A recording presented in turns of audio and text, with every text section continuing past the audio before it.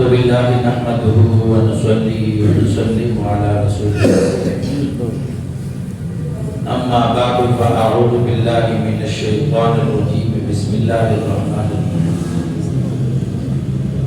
شهر رمضان الذي أنزل فيه القرآن وقال النبي صلى الله تبارك وتعالى عليه وسلم الصيام والقرآن يشفعان للعبد يوم القيامة أو كما قال النبي صلى الله تبارك وتعالى عليه وعلى آله وأصحابه وأزواجه وذرياته وأهل بيته أجمعين.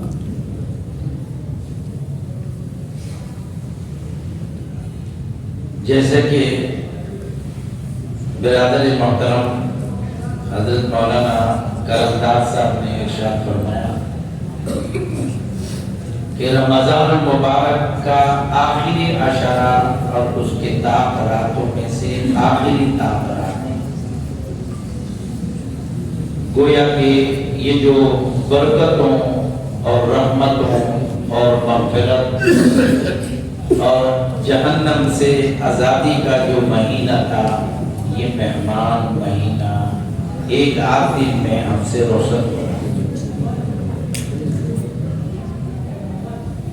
اور آج کی یہ اس محفل میں اس مسجد میں نماز تراویح کے اندر ہمارے دو مکرم قاری صاحبان نے قرآن مجید سنایا ہے اور بہت سے نمازی حضرات نے شروع سے لے کر آخر تک یہاں نماز تراویح کی پڑھ کر گویا سننے کی برکت اور سننے کی جو سنت ہے وہ پوری فرمائی. خداوند کریم سنانے والے کو اور سننے والوں کو جو برکتیں اور جو اجر و ثواب اللہ اور اس کے رسول صلی اللہ علیہ وسلم نے ارشاد فرمایا وہ سبھی کی عنایت فرمائے. اور ان کی برکت سے آج کے محفل میں جتنی ساتھی تشریف لائے ہیں، خداوند کریم ان کو بھی اجر و ثواب سے محروم نہ فرما، ان کی برکت سے ان کو بھی مکمل اجر و ثواب میں شریک فرما. چونکہ یہ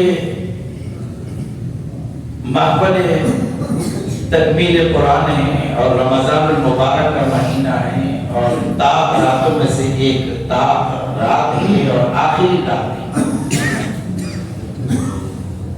حضرت عائشہ رضی اللہ عنہا فرماتی ہیں کہ رسول اللہ صلی اللہ علیہ وسلم رمضان بھر میں خوب عبادتوں کے اندر محنت اور مشقت فرماتے تھے، لیکن خاص طور پر آخری عشرے میں اتنے محنت اور مشقت اٹھاتے تھے کہ پہلے عشروں میں اتنی محنت نہیں ہوتی. خود بھی جاگتے تھے اور گھر والوں کو بھی جگاتے تھے.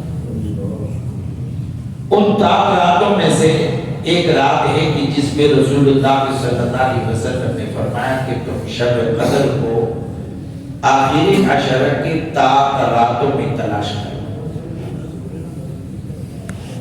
اور اگر یہ رمضان المبارک کا آخری رات بھی ہو جائے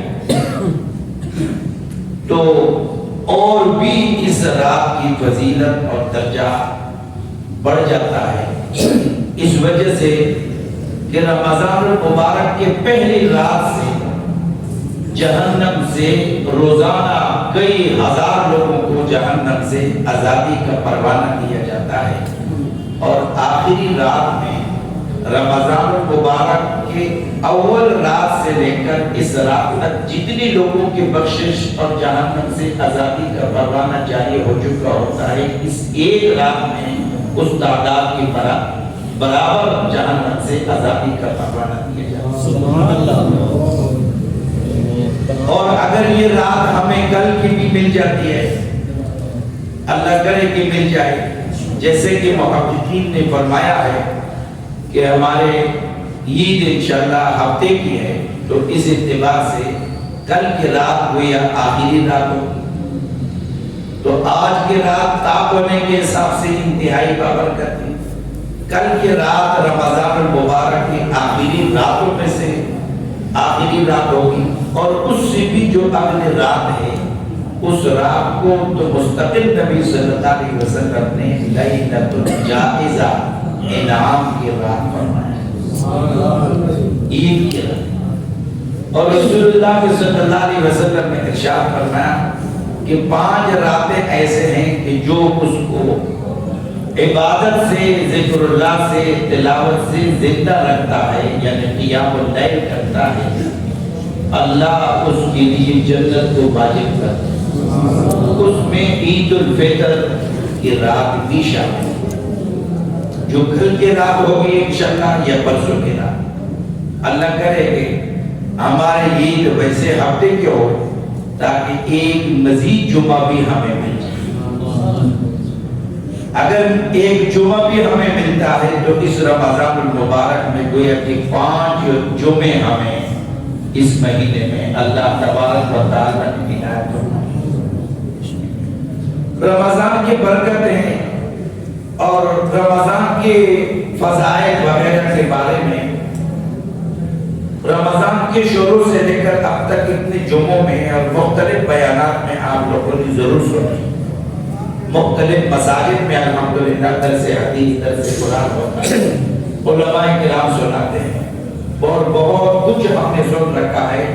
اور اس سے بھی کئی گنا زیادہ رمضان المبارک کی فضائل ہے، برکات ہے، وہ ہم شاید سارے بھی بیان کریں نہ بیان کر سکیں، اتنی برکت. میں نے وہ برکتیں نہیں بیان کرنی، میں چند وہ چیزیں بیان کروں گا کہ ہمیں اس رمضان المبارک کے جو آخری ایام تک ہم پہنچ چکے ہیں، بلکہ آخری ایک دن تک پہنچ چکے ہیں، اس رمضان بھر سے ہمیں درس کیا ملا، اس رمضان نے ہمیں سکھایا کیا ہے.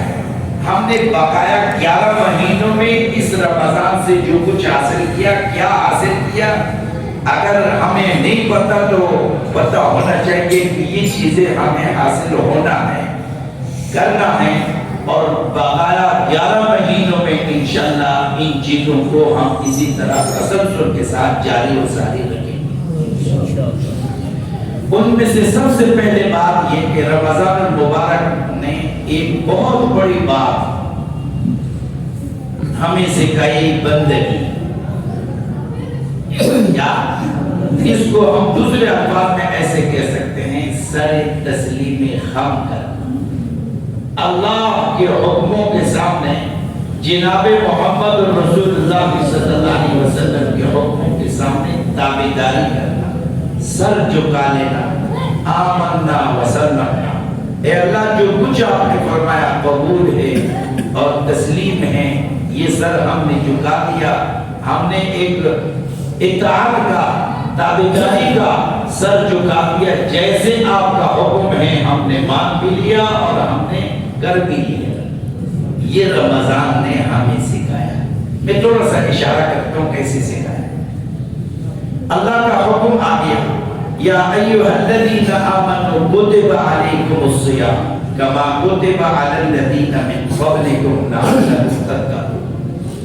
اے ایمان والو، تم پر روزے کو فرض کر دیا گیا جیسے تم سے پہلے لوگوں پر فرض. اللہ نے حکم فرمایا فمن شہد منکم الشہر فلیصم. جو اس مہینے میں حاضر ہوا، جس نے اس مہینے کو پایا، بس اس کا روزہ رکھے. الحمدللہ ہم مسلمانوں نے اس جو ہم صحت و عافیت کی حالت میں ہیں، کوئی شہری عذر نہیں، ہم نے الحمدللہ اللہ کے اس حکم کے سامنے سر جھکا کے اس حکم پر عمل بھی کر لیا. الحمدللہ آخری دنوں میں گویا کہ ہم رمضان بھر میں گویا کہ ہم نے اللہ کے حکم کے سامنے سر تسلیم خم کر لیا. تو یہ رمضان نے ہمیں ایک بہت بڑا سبق دیا، اور اسی کو دوسرے الفاظ میں کہا جاتا ہے بندگی. بندگی یہی ہے، اللہ کے حکم کے سامنے سر جھکا لینا، اطاعت کرنا، یہی بندگی. تو یہ بندگی ہمیں رمضان المبارک سے درس کے طور پر، سبب کے طور پر حاصل ہوگا۔ اسی کو ہم نے انشاءاللہ بقایا 11 مہینوں میں ساتھ چلائے رکھنا ہے۔ یہ نہیں کہ ہم صرف اللہ کے بندہ رمضان میں ہیں، اللہ کی بندگی ہم صرف رمضان میں کرتے ہیں، بقایا 11 مہینوں میں شتور بخار کی طرح ہم آزاد ہیں، جدھر منہ ڈالیں، جدھر پاؤں ڈالیں، جدھر کوئی حرکت کریں، سب چیزوں میں ہم آزاد ہیں۔ نہیں، ہم بندہ ہیں، ہم عبد ہیں، غلام ہیں اللہ اور اس کے رسول کا، ہم پابند ہیں۔ الدنیا سجن المؤمن وجنت الکافر، یہ دنیا مومن کے لیے قید خانہ ہے، قید خانے میں ہم رہتے ہیں۔ قید خانے کے اپنی اصول و ضوابط ہے، اگر انہی اصول و ضوابط کے ساتھ وہ قیدی اور جیل والے اس پر عمل کرتے ہیں تو ان کو اذیت اور تکلیف نہیں دی جاتی، بلکہ ان کے لیے معافیوں کا سلسلہ شروع ہوتا ہے۔ آپ ذرا جا کر قید خانوں میں دیکھیں، یہی ترتیب ہوتی ہے۔ تو ہم نے ایک تو یہ جو سبق ہمیں ملا، اس سبق کو ہم نے بقایا 11 مہینوں میں جاری و ساری رکھنا ہے انشاءاللہ۔ نمبر 2، دوسرا سبق اور درس جو ہمیں اس مہینے نے دیا ہے وہ تقوی اور طہارت، وہ تقوی اور طہارت کا سبق۔ قرآن مجید نے رمضان المبارک کی فرضیت کی وجہ بتا دی، لعلکم تتقون، یہ روزہ تم پر اس لیے فرض کیا گیا ہے کہ تم متقی ہو جاؤ۔ تقوی کا معنی ہوتا ہے بچ بچا کر زندگی گزارنا۔ بس حضرت ابی بن کعب رضی اللہ عنہ سے ایک صحابی نے پوچھا تقوی کیا ہے، تو انہوں نے فرمایا کہ بھتیجے، کبھی تم کسی چاڑے دار خاردار جگہ سے گزرے ہو؟ جیا گزرا ہو۔ کیسی گزرے ہو؟ بتایا کہ ایسے ہر طرف سے اپنے کپڑوں کو، اپنے آپ کو سمیٹ کر بڑے احتیاط کے ساتھ گزرا۔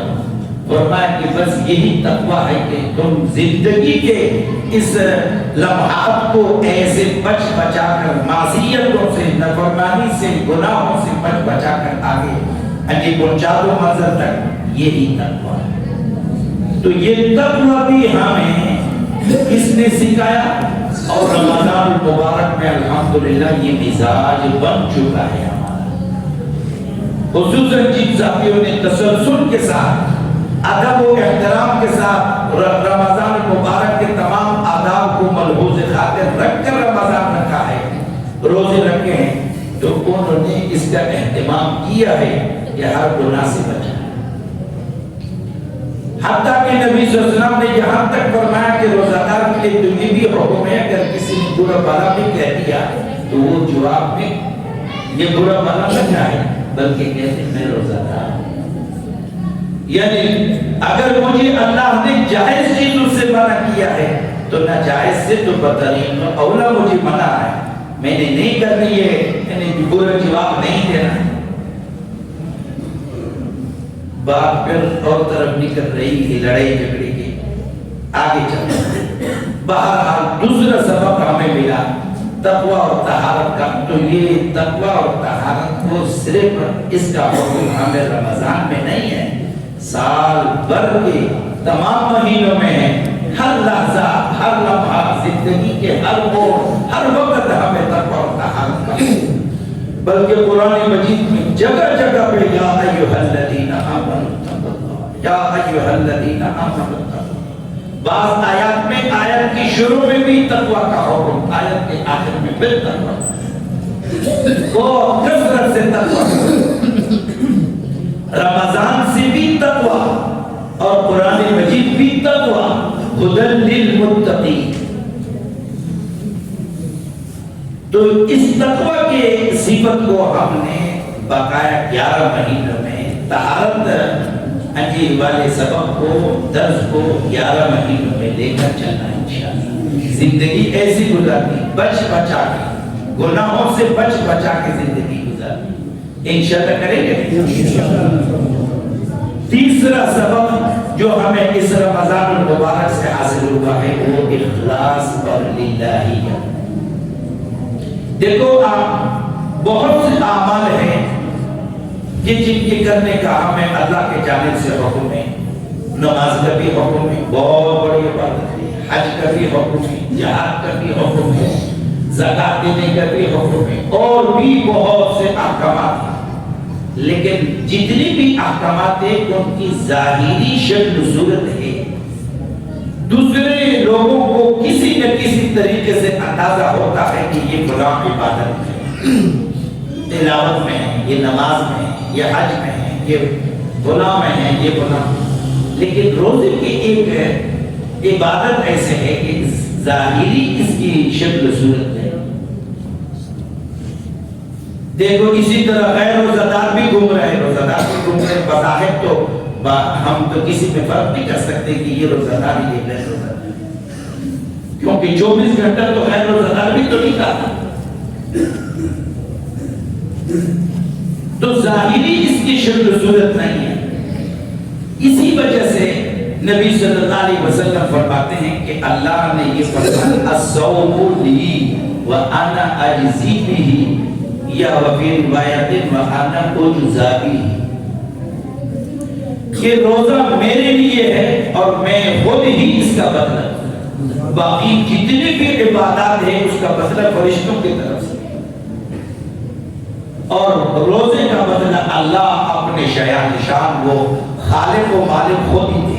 کتنا دے گے وہ اللہ کی جانب. بہت سے روایات میں ذکر بھی ہے، لیکن یہ اس حدیث شریف میں تو حدیث قدسی ہے. اس حدیث شریف میں اللہ نے فرمایا میں خود ہی بدلہ، بلکہ ایک روایت کے حساب سے فرمایا کہ میں خود ہی اس کا بدلہ ہوں وَأَنَا أُجْزَى بِهِ. کیوں؟ اس بندے نے اپنی شہوت کو، کھانے کو، پینے کو، سب کچھ کو میرے حکم کی وجہ سے چھوڑا، تو اس کا بدلہ بھی نہیں دوں.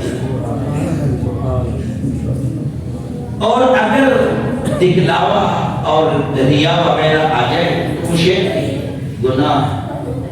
ایک حدیث شریف میں نبی صلی اللہ علیہ وسلم نے فرمایا من صام و اشرک، من صام و یرا، جس نے روزہ رکھا اور ریاکاری اور دکھلاوا کیا فقط اشرک، اس نے شرک کیا. خداوند کریم ہمیں محفوظ فرمائے. تو اخلاص اور للہیت اس روزے کی عبادت نے اس مہینے میں ہمیں اللہ تبارک و تعالیٰ کے جانب سے حاصل ہوا، اس روزے کی برکت سے حاصل ہوا. اس اخلاص اور للہیت کو باقی 12 مہینوں میں اور تمام اعمال میں شامل رکھنا ہے، کیونکہ اعمال کا جو وزن کیا جائے گا اس کے اندر جو وزن بھرے گا وہ اخلاص سے بھرے گا. وہ وزن کس سے بھرے گا؟ اخلاص سے. بہت معمولی سا عمل ہو لیکن اللہ کے لیے وہ بہت نیکی، بہت دیر عمل ہو لیکن اللہ کے لیے نہیں، وہ وبال جان ہے، کچھ نہیں. بلکہ الٹا اللہ کے جانب سے اس پر عذاب ہے. خسر الدنیا والآخرہ، دنیا بھی برباد، آخرت بھی برباد. خداوند کریم اخلاص کی توفیق نصیب اور تمام اعمال میں اخلاص. اللہ کو یہی مطلوب ہے. جتنے بھی اعمال کا اللہ نے ہمیں حکم دیا ہے اس میں مطلوب کیا ہے؟ اخلاص. لوجہ اللہ. کوئی بھی کام ہم کریں صرف اللہ کے رضا کی، بس اس میں دکھلاوا نہ ہو، کسی کے لیے نہ ہو، اور وہ کوئی کچھ بھی نہیں کر سکتا. بابا وہ خود ضعیف ہے، خود محتاج ہے، خود دربدر ہے، وہ تمہیں کیا دے گا؟ بابا وہ تمہیں کیا دے گا؟ وہ اللہ نے سب کچھ دینا ہے اور اسی نے سب کچھ ہمیں دیا ہے، اور اسی سے امید رکھنی چاہیے اور یہی عقیدہ اور ایمان رکھنی چاہیے کہ اللہ کے سوا کچھ بھی نہیں. جو کچھ دینا ہے اللہ نے دینا. یہ سبب بھی ہمیں رمضان المبارک سے حاصل ہوا. تیسرا سبب، بلکہ چوتھا سبب، تراویح کی نمازیں دیکھو. تراویح کی نماز باقاعدہ طور پر اس مہینے میں سنت ہے.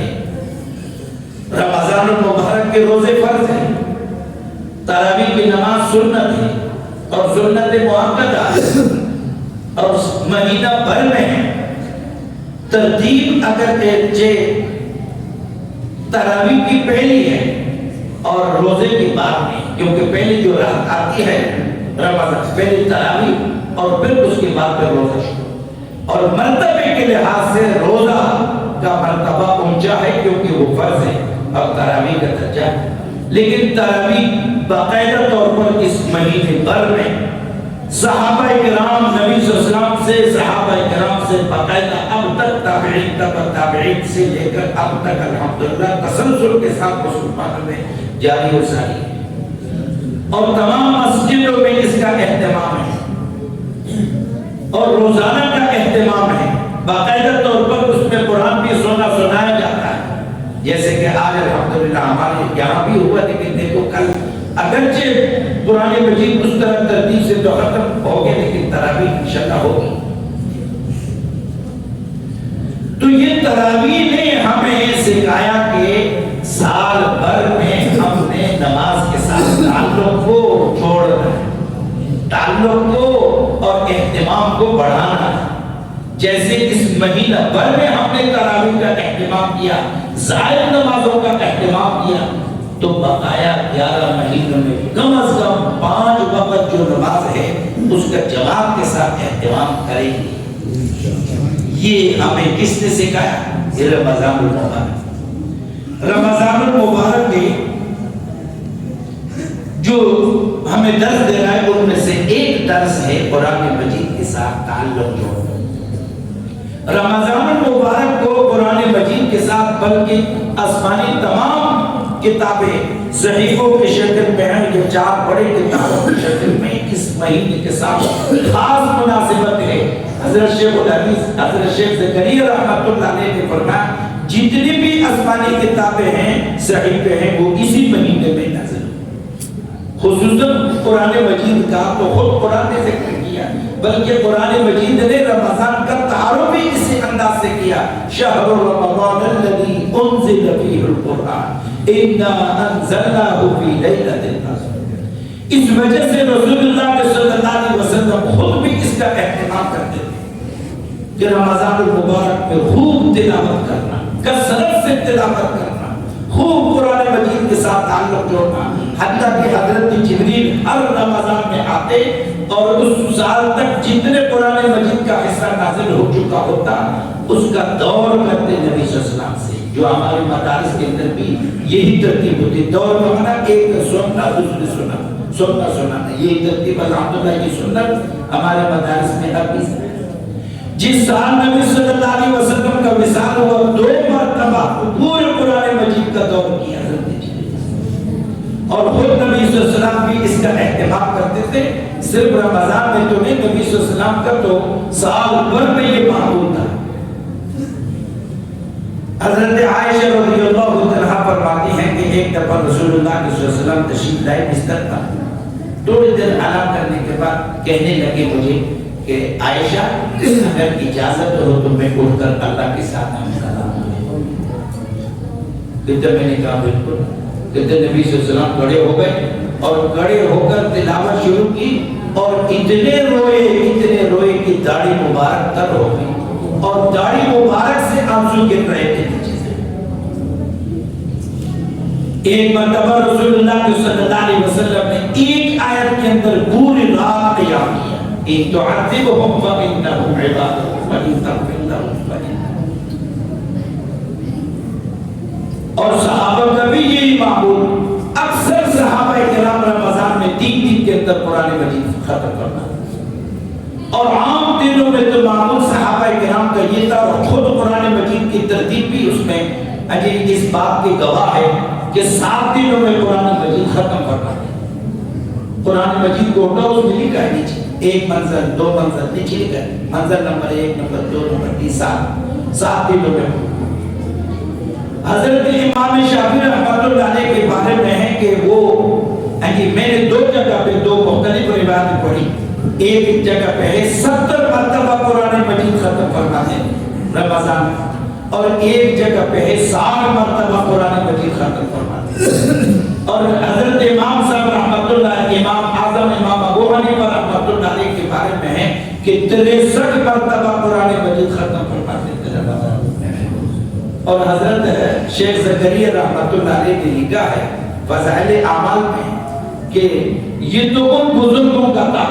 اس زمانے کے کتنے لوگ ایسے ہیں اور خاص طور پر گھروں کی جو خواتین ہیں کہ گھر کے تمام کام کاج کے ساتھ ساتھ رمضان المبارک کے اندر 20 اور 17 18 سپارے روزانہ کے پڑھتے ہیں.